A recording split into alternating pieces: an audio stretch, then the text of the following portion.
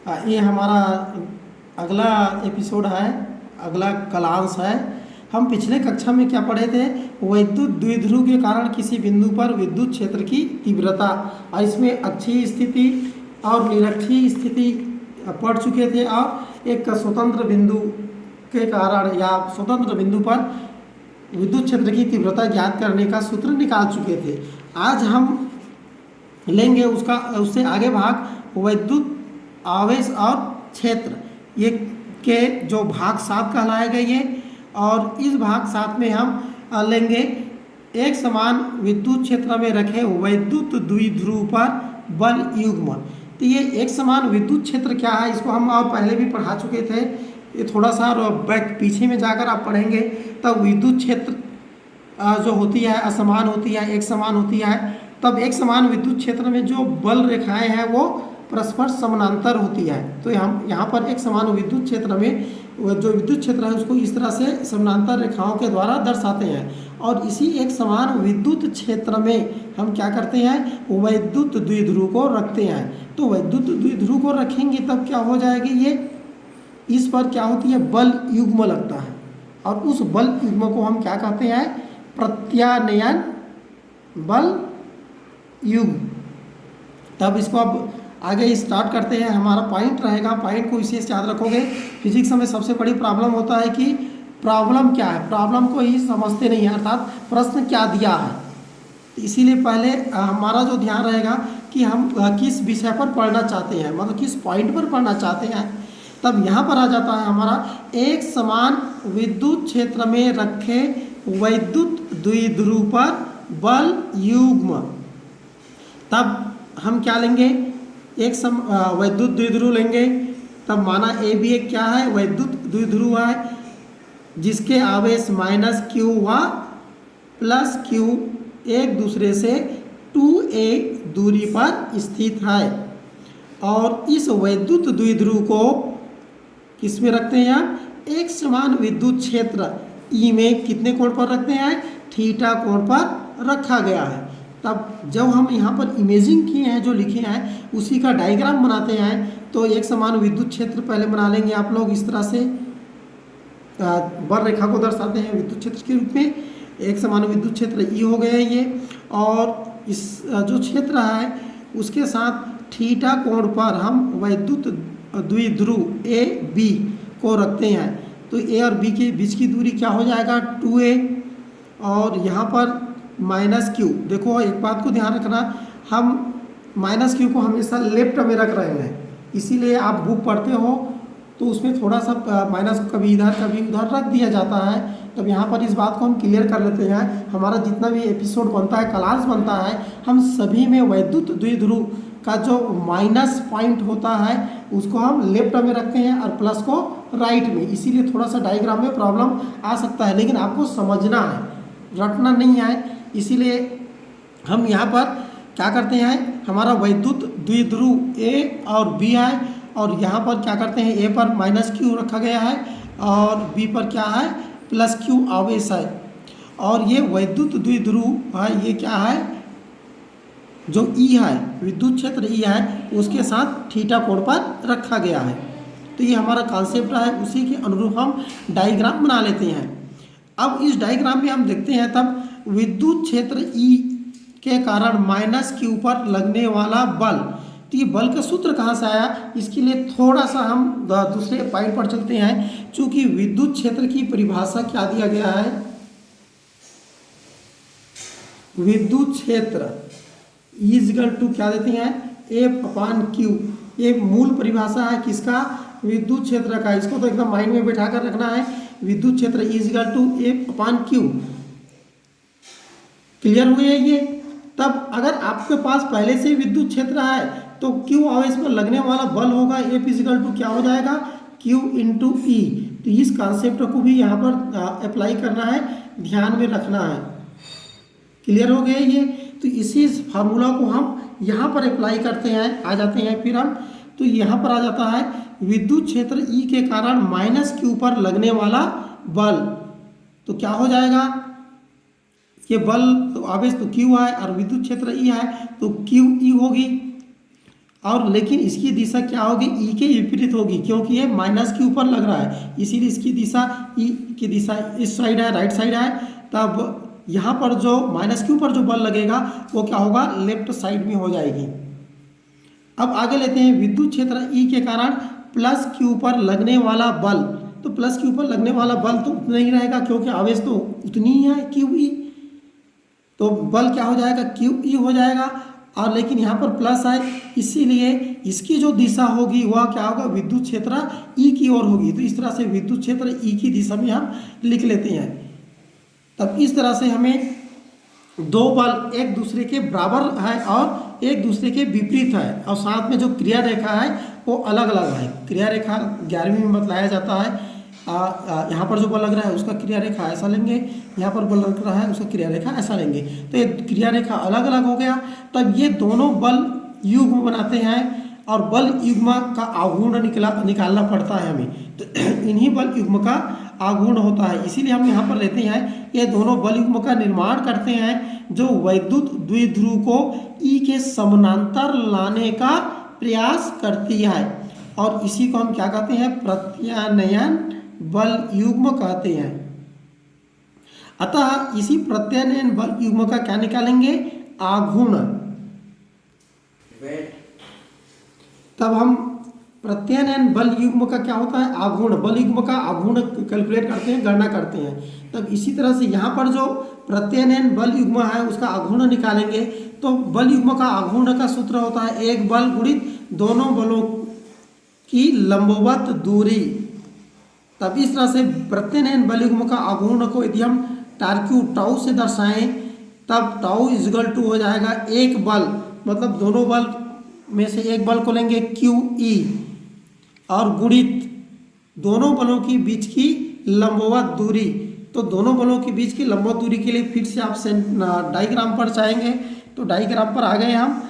तो जैसे हमने बतलाया, एक बल इधर है और एक बल इधर है, तो दोनों बलों के बीच की लंबवत दूरी ये वाली रेखा होगी, यहाँ से यहाँ तक को नहीं लेना है। आपको डायग्राम में क्लियर दिखेगा कि दोनों बलों के बीच की दूरी क्या होगा, बी सी होगा, न कि ए सी। तो इसीलिए इस डायग्राम के अनुसार देखेंगे तो दोनों बलों के बीच की लंबवत दूरी क्या हो गया, बी सी हो गया। इसीलिए यहाँ पर हम जो सूत्र में लिखते हैं टाउ बराबर क्यू ई गुणित बी सी। तब ये तो हमारा सूत्र मिल गया। अब यहाँ पर देखते हैं तो त्रिभुज ए सी बी में हम फिर से डायग्राम की ओर केंद्रित करते हैं। तब ये त्रिभुज बना है ए सी बी। अब चूंकि जैसे बतलाया यहाँ पर थीटा कोण बना है, स्टार्ट में हम लिख चुके हैं प्रारंभ में, तब निश्चित रूप से ये भी समानांतर रेखा है उसका, इसीलिए यहाँ पर बनने वाला कोण भी थीटा होगा। तो इस त्रिभुज में हम देखेंगे तब आप सामान्य कैलकुलेट कर सकते हो, साइन थीटा इजगल टू क्या होगा, लंब बटे कर्ण, मीन्स बी सी बटा क्या हो जाएगा, ए बी। तब हमें मिलेगा B C is equal to A B sine theta. Clear हो गया ये। तब अब अगला हमारा जो सूत्र है उसकी ओर ध्यान देते हैं। तब इस तरह से त्रिभुज ए सी बी में हमें मिलता है साइन थीटा बराबर बी सी बटा ए बी। अब यहाँ पर बी सी बराबर लेंगे तब क्या हो जाएगा, ए बी साइन थीटा। और चूंकि हम जैसे बतला चुके हैं जो ए बी है वो द्विध्रुव जो लिए हैं उसकी लंबाई है तो 2a हो जाएगा, और साइन थीटा को ज्यों को त्यों लिख दिए। अब इस जो बी सी के मान है इसको यहाँ पर रख देंगे तो हमारा सूत्र बन जाता है टाउ बराबर q E into 2a sine theta. इस तरह से tau is equal to 2qa E sine theta क्रम में लिख देते हैं, तब इस तरह से हो जाता है। परंतु आपको पहले भी बताया जा चुका है P वैद्युत द्विध्रुव आघूर्ण, याद रखना बल आघूर्ण नहीं है ये, P is the electric dipole moment, वैद्युत द्विध्रुव आघूर्ण, और इसका सूत्र होता है 2qa होता है। तब इसको रखेंगे तब इसकी जगह आपको P रखना है, तो tau is equal to p E sine theta हो जाती है। आगे ये तो हमारा अदिश रूप में है, सदिश रूप में लेंगे तब जब भी कोई भी अदिश समीकरण है इसको सदिश बनाने के लिए दोनों ओर n कैप यूनिट वेक्टर का गुणा कर देते हैं। तो यहाँ पर टाउ के साथ एन कैप का गुणा कर दो, यहाँ पर भी जो दिया है उसका एन कैप का गुणा कर दें, तब ये वेक्टर हो जाएगा टाउ।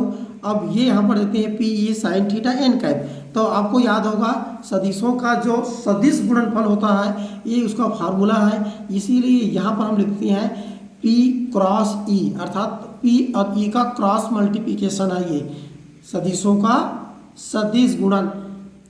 और सदिशों के सदिश गुणन के नियमानुसार हम देखते हैं तो टाउ अर्थात बल युग्म के आघूर्ण की जो दिशा होगी वह पी व ई के दोनों के लंबवत होगी। इसकी दिशा के लिए नियम आप पुस्तक से पढ़ सकते हैं। आगे हम लेते हैं अलग अलग स्थितियों में लेते हैं। तो पहला स्थिति हमारा आता है थीटा बराबर 0 लें। तो इस सूत्र में देखेंगे यहाँ पर जो हमें सूत्र मिला है थीटा का 0 रखोगे तो साइन 0 का मान क्या होता है 0 होता है, इसीलिए टाउ इज इक्वल टू क्या होगा 0 हो गया, अर्थात क्या हो गया ये 0 हो गई, इसीलिए इसको हम क्या कहते हैं स्थायी संतुलन कहते हैं। अगर थीटा इज इक्वल टू 90 लें तब साइन 90 का मान क्या होता है 1 होता है, इसीलिए रिजल्ट आता है p is equal to tau is equal to p E, और ये क्या हो जाएगा अधिकतम है। तीसरा लेते हैं थीटा इज इक्वल टू 180, तो साइन 180 का मान क्या होता है -1 होता है, इसीलिए 0। तो तीसरा स्थिति है यदि थीटा इज इक्वल टू 180 लें तो यहाँ पर मान को रखेंगे साइन 180। तो साइन 180 का मान जैसे हम बता चुके थे कि -1, तो -1 नहीं होता है, इस बात को ध्यान रखना। साइन 180 का मान भी क्या होता है 0 होता है, 0 होता है। तो tau is equal to p E sine theta के जगह क्या हो जाएगा 0 हो जाएगा। तो इस तरह से 0 होने पर टाउ का मान भी क्या हो जाएगा 0 हो जाएगा। और यहाँ पर जो 0 आया उसको हमने स्थायी संतुलन कहा, लेकिन यहाँ पर क्या हो गया विपरीत दिशा में हो गया है, इसीलिए इसको हम क्या कहते हैं अस्थायी संतुलन कहते हैं। तो ये 3 स्थितियाँ प्रमुख स्थितियाँ हैं, उसका नामांकन किया गया है। आगे यहाँ पर एक और चौथी स्थिति ले सकते हैं यहाँ पर, और चौथी स्थिति से हमें परिभाषा मिलेगा, किसका परिभाषा मिलेगा वैद्युत द्विध्रुव आघूर्ण। शब्दावली को ध्यान में रखोगे। अब इसी फार्मूला में हम यदि E इक्वल टू 1 रखें, अर्थात वैद्युत द्विध्रुव को एकांक विद्युत क्षेत्र में रखें और थीटा बराबर क्या रखें 90 रखें, तो साइन 90 का मान कितना होता है 1। तो इस तरह से साइन 90 बराबर क्या होगा 1 हो जाएगा, लंबवत रखेंगे तब इस सूत्र में हम देखेंगे E का मान 1 हो गया, थीटा का मान 90 रख दिए, तब इसीलिए इसका मान भी 1 हो गया। तब हमें क्या मिला टाउ बराबर P। तो ये हमें लिखते हैं, ये दोनों कंडीशन अप्लाई करते हैं तब टाउ बराबर P मिलता है। तो ये हमें क्या दर्शाता है कि जो बल युग्म का आघूर्ण है वह P अर्थात वैद्युत द्विध्रुव के आघूर्ण के बराबर है।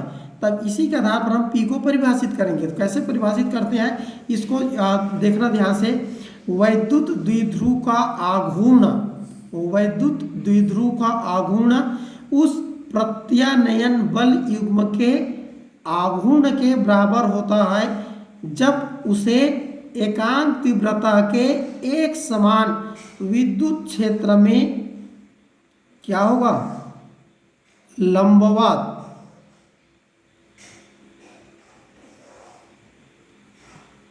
लंबवत रखने पर क्रियाशील होती है। एक बार और हम दोहराते हैं इसको। वैद्युत द्विध्रुव का आघूर्ण उस प्रत्यानयन बल युग्म के आघूर्ण के बराबर होता है जब उसे एकांक तीव्रता के एक समान विद्युत क्षेत्र में लंबवत रखने पर क्रियाशील होती है। तब तो ये हमारा क्या हो गया वैद्युत द्विध्रुव का जो आघूर्ण है उसकी परिभाषा हो गई, जिसकी तुलना हम किससे करते हैं प्रत्यानयन बल युग्म के आधार पर। अब हम आगे लेते हैं जो अभी हमने क्या किया बल युग्म का आघूर्ण, प्रत्यानयन बल युग्म का आघूर्ण का सूत्र निकाले हैं। जो क्या मिला सूत्र tau is equal to p E sine theta. अब यहाँ पर लेते हैं एक समान वैद्युत क्षेत्र में वैद्युत द्विध्रुव को घुमाने में किया गया कार्य, और घुमाने में किया गया कार्य और इसी से रिलेटेड संबंधित होता है स्थितिज ऊर्जा। तो दोनों के लिए हम एक साथ सूत्र निकालेंगे, यहाँ पर अलग अलग निकालने की आवश्यकता नहीं है। एक समान विद्युत क्षेत्र में वैद्युत द्विध्रुव को घुमाने में किया गया कार्य और स्थितिज ऊर्जा। तब पहले कार्य और स्थितिज ऊर्जा कहाँ से आया, इसके बारे में कॉन्सेप्ट क्लियर पहले करना है। तो इसके लिए लेते हैं, जब किसी वैद्युत द्विध्रुव को एक समान विद्युत क्षेत्र में क्षेत्र की दिशा में समानांतर रखा जाता है, तब इस स्थिति में वैद्युत द्विध्रुव को हम क्या कहते हैं, साम्य अवस्था में कहते हैं। अर्थात वैद्युत द्विध्रुव क्या होता है, विद्युत क्षेत्र के अनुदिश रहना चाहती है और उस अवस्था में यदि है तब उसको हम क्या कहेंगे, सामान्य अवस्था कहते हैं। लेकिन जब हम वैद्युत द्विध्रुव को साम्य अवस्था से घुमाते हैं, घुमाया जाता है, तब उस पर कार्य करना पड़ता है। जब हम कार्य करेंगे तभी वो क्या होगी, घूमेगी। कौन, वैद्युत द्विध्रुव। और इसी कार्य की गणना करना है। तो ये कार्य की गणना के लिए बात हो गई। अब यहाँ पर स्थितिज ऊर्जा के लिए क्या कहेंगे, अगर मान लो कोई वैद्युत द्विध्रुव साम्य अवस्था को छोड़कर अन्य स्थिति पर है, तब निश्चित और निश्चित रूप से उस पर कार्य किया गया है, और जो कार्य किया गया है वो क्या होगी, ऊर्जा के रूप में संचित होगी। तब उस ऊर्जा को हम क्या कहते हैं, स्थितिज ऊर्जा कहते हैं। वैद्युत द्विध्रुव की स्थितिज ऊर्जा कहते हैं। तब इसी के साथ हम क्या करेंगे, स्थितिज ऊर्जा की भी गणना करेंगे। तब गणना करने की हमारी कॉन्सेप्ट फिर आगे बढ़ते हैं। उसी में माना हमारे पास क्या है, P द्विध्रुव आघूर्ण। अब यहाँ पर माइनस क्यू प्लस क्यू लेने की बात नहीं है, सीधा हम वैद्युत द्विध्रुव लेते हैं। तब क्या लेते हैं, P द्विध्रुव आघूर्ण वाले वैद्युत द्विध्रुव को एक समान विद्युत क्षेत्र E के साथ थीटा कोण पर रखने पर या रखा गया है, तब उस पर क्या होगा, बल युग्म क्रियाशील हो जाएगी। जैसे हमने अभी निकाले थे, तो थीटा कोण पर रखने पर क्रियाशील बल युग्म का आघूर्ण टाउ इजगल टू क्या होगा, PE साइन थीटा।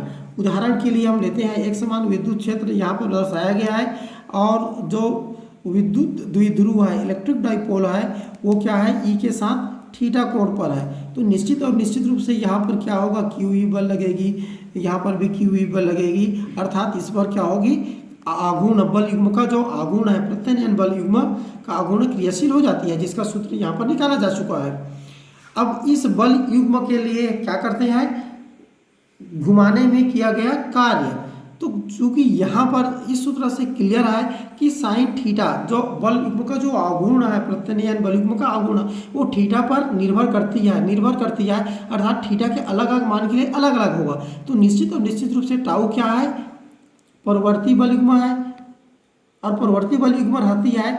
तब जब भी हम कार्य की गणना करते हैं, तब उसमें क्या होती है, अल्पांश लेते हैं, अल्प विस्थापन लिया जाता है। इसीलिए यहाँ पर पहले आपको क्या लेना पड़ेगा, अल्प कोण डी थीटा। इसीलिए यहाँ पर लेते हैं वैद्युत द्विध्रुव को डी थीटा कोण घुमाने में किया गया कार्य। तो DW बराबर क्या होगा, टाउ इंटू डी थीटा। अब यहाँ पर जो सूत्र कहाँ से आ गया, तो अब 11वीं में जो सूत्र पढ़ते हैं, कार्य बराबर क्या होती है, बल गुणित बल की दिशा में विस्थापन।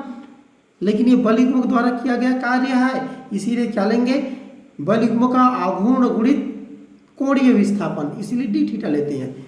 तब इसीलिए DW बराबर क्या हो जाएगा, टाउ इंटू डी थीटा, और टाउ को मान देते हैं तो मिलता है PE sine theta D theta. तब ये तो सूत्र हो गया अल्पांश के लिए, अल्प कोण के लिए। अब इसे हम कहाँ से कहाँ तक घुमाते हैं, थीटा बराबर θ1 से थीटा बराबर θ2 तक घुमाने में किया गया कार्य। तो इसके लिए समाकलन विधि का उपयोग करते हैं। तब इस तरह से W बराबर अर्थात किया गया कार्य बराबर क्या होगा, जो DW मिला है उसको θ1 से θ2 तक समाकलन करते हैं। तब इसके मान को रख देते हैं, DW का मान PE sine theta D theta, तो PE sine theta D theta. तब यहाँ पर P, और ये तो कांस्टेंट है तो इसको बाहर निकाल देंगे, और साइन थीटा का समाकलन करेंगे। तो साइन थीटा का समाकलन क्या आता है, माइनस कॉस थीटा। तब इस तरह से इसका समाकलन करने पर हमें W बराबर मिल जाता है, क्या मिल गया, PE बाहर निकल गया, साइन थीटा का समाकलन क्या हो गया, माइनस कास थीटा। और चूंकि ये क्या है, निश्चित समाकलन है, तो नीचे वाली सीमा को नीचे में लिखेंगे बड़ा सा ब्रैकेट डालकर, θ1 और ऊपर θ2। तो इस तरह से लिखते हैं इसमें। और उसके बाद इसको ब्रैकेट को हल करेंगे तब आ जाएगा PE θ2 को पहले रखेंगे तो माइनस कास θ2 हो गया, यहाँ पर माइनस, फिर माइनस का प्लस हो गया और कास θ1 इसको बाद में रख दिए, तब ये सूत्र हो गया। या W बराबर इसको सरल रूप में लिखेंगे तब PE cos θ1 माइनस कास θ2। तो इस तरह से ये मूल सूत्र मिल जाता है कार्य के लिए। अब यहाँ पर लेते हैं दो स्थितियाँ लेते हैं। एक स्थिति में साम्य स्थिति से घुमाने पर, तो इसको सिंपल कार्य का नाम दिया गया है, और मानक स्थिति से घुमाने पर है तो इसको क्या नाम दिया गया है, ये स्थितिज ऊर्जा नाम दिया गया है। इसीलिए दोनों के लिए हम एक साथ सूत्र की व्युत्पत्ति कर रहे हैं। तब साम्य स्थिति से थीटा कोण घुमाने पर किया गया कार्य, तो साम्य स्थिति के लिए क्या होता है, अर्थात समानांतर रखा जाता है। इसीलिए इस स्थिति के लिए जो फर्स्ट पॉइंट होगा वो θ1 इजगल टू क्या होगा, 0 होगा, और जो θ2 होगा वो क्या होगा, थीटा के बराबर हो जाएगी, क्योंकि हम थीटा कोण घुमा रहे हैं। तब इस तरह से θ1 बराबर 0 लेना है, θ2 बराबर थीटा लेना है। अब इस मान को हम कहाँ पर रखते हैं, जो इस सूत्र में रखेंगे, तब W बराबर क्या मिल गया, PE cos 0 minus cos theta, और cos 0 का मान 1 होता है, इसलिए W बराबर क्या हो गया, PE 1 माइनस cos थीटा। तो ये किया गया कार्य के लिए सूत्र यहाँ पर आ जाता है। अगर आपको पूछा जाए थीटा कोण घुमाने में किया गया कार्य, तो यहाँ तक ले जाएंगे। अब आगे यहाँ पर क्या होती है, अगर स्थितिज ऊर्जा पूछा जाता है परीक्षा में, प्रश्न में, तब यहीं पर क्या करेंगे, यहाँ तक तो ज्यों को त्यों निकालेंगे। और यहाँ पर चूंकि स्थितिज ऊर्जा के लिए आपको परिभाषा देना पड़ेगा। क्या परिभाषा देंगे, यदि एक समान विद्युत क्षेत्र में किसी वैद्युत द्विध्रुव को मानक स्थिति से वर्तमान स्थिति तक घुमाने में किया गया कार्य, उसे हम क्या कहते हैं, उसकी स्थितिज ऊर्जा कहते हैं। तो पहले आपको कॉन्सेप्ट होना चाहिए मानक स्थिति। तब स्थितिज ऊर्जा के लिए क्या हो जाएगा, विद्युत द्विध्रुव को एक समान विद्युत क्षेत्र में मानक स्थिति थीटा बराबर π/2 को मानक स्थिति लिया जाता है, से थीटा कोण घुमाने में किए गए कार्य को उसकी स्थितिज ऊर्जा कहते हैं। अब अतः इसके लिए हम कंडीशन को लेंगे, तो θ1 बराबर क्या हो जाएगा, π/2 मानक स्थिति, और θ2 बराबर थीटा आएगा वर्तमान स्थिति। अब इस मान को हम यहाँ पर सूत्र में रखेंगे, तो इस सूत्र में रखोगे तब क्या होगा, PE cos θ1, तो θ1 की जगह क्या रखना है आपको, π/2 माइनस θ2 की जगह क्या रखना पड़ेगा, यहाँ पर थीटा। तो इस तरह से π/2 रखेंगे तो cos π/2 का मान क्या होता है, 0। तो इस तरह से यहाँ पर देखेंगे W बराबर PE cos π/2 minus cos theta, इसका मान 0 हो गया, इसीलिए क्या हो गया, PE माइनस cos थीटा। तो गुणा करेंगे तब W बराबर मिल जाता है माइनस PE cos थीटा। और जैसे हमने परिभाषा में दिया गया है, इस बार जो कार्य निकल रहा है वो उसकी स्थितिज ऊर्जा कहलाती है, इसीलिए लिख सकते हैं स्थितिज ऊर्जा U बराबर क्या होगा, माइनस PE cos थीटा। तो माइनस PE cos थीटा स्थितिज ऊर्जा के लिए सूत्र हो गया। अब इसको सदिश रूप में हम लिख सकते हैं, तब चूंकि PE cos थीटा क्या है, सदिशों का अदिश गुणन होता है, इसीलिए जो स्थितिज ऊर्जा U बराबर लेते हैं minus P dot E, vector P dot vector E, अर्थात सदिशों का अदिश गुणन। इसमें हम कंडीशन को देखते हैं, कंडीशन देखेंगे तब यदि थीटा बराबर 0 हो, अर्थात हम क्या कर रहे हैं, मानक स्थिति में है तो उसी स्थिति में रखा गया है, अर्थात उसको कोई घुमाया नहीं जा रहा है, हो तो U बराबर क्या हो जाएगा, ये बराबर क्या हो जाएगा, माइनस PE। और ये माइनस PE है, न्यूनतम है मानक स्थिति, इसीलिए इसको लिया गया है। और इसमें क्या होता है, ये वैद्युत द्विध्रुव क्या होती है, स्थायी संतुलन में रहता है। आगे यदि थीटा बराबर 90 लें, अर्थात कितना कोण घुमा रहे हैं हम, 90 अंश, तो इस स्थिति में क्या हो जाता है ऐसा। तब ये स्थितिज ऊर्जा के लिए सूत्र है, और इसमें 3 कंडीशन हम यहाँ पर देखते हैं। तो ये 3 कंडीशन क्या होगा, यदि थीटा, तो ये तीन स्थितियां यहाँ पर लेते हैं प्रमुख रूप से। तो पहला आ जाता है यदि थीटा बराबर 0 हो तो u बराबर क्या हो जाएगा, इसका मान cos 0 का मान 1 होता है, इसीलिए u बराबर माइनस PE, और ये न्यूनतम मान है। और जब भी कोई सिस्टम न्यूनतम मान पर रहता है तब उसको हम क्या कहते हैं, स्थायी संतुलन कहते हैं। दूसरा लेते हैं यदि थीटा इजगल टू क्या है 90 है, तो 90 रखेंगे तो cos 90 का मान क्या होता है 0 होता है, इसीलिए ऊर्जा u बराबर 0 हो गया और इसको हम मानक स्थिति कहते हैं। और तीसरा आ जाता है यदि थीटा बराबर 180 लेते हैं तब cos 180 अंश का मान क्या होता है -1 होता है, और माइनस पहले से है इसीलिए यहाँ पर क्या हो जाती है u बराबर प्लस PE, और ये क्या होता है अधिकतम होता है। और कोई भी सिस्टम या निकाय अधिकतम ऊर्जा स्तर पर रहती है तब वो संतुलन में नहीं रहती, इसीलिए इसको हम क्या कहते हैं अस्थायी संतुलन कहते हैं। तो इस तरह से ऊर्जा वाले क्षेत्र के लिए अगर स्थितिज ऊर्जा के लिए अगर बोला जाएगा या पूछा जाएगा तब ये तीनों स्थितियों को परिभाषित करोगे। तब इस तरह से हम जो विद्युत द्विध्रुव पर लगने वाले बल युग्म का आघूर्ण और घुमाने पर किया गया कार्य और स्थितिज ऊर्जा, इन तीनों के लिए आसानी से सूत्र की व्याख्या कर सकते हैं। आज के लिए इतना ही। अगला हमारा जो पीरियड होगा क्लास होगा उसमें हम आगे आ जाएंगे। अगला क्लास भाग 8 कहलाएगा, ध्यान में रखोगे। और इसमें हम पढ़ेंगे क्षेत्र सदिश, विद्युत फ्लक्स और गॉस का प्रमेय। तो इन तीनों पॉइंट पर अगले कालांश अगले कालखंड में चर्चा करेंगे। आज के लिए इतना ही।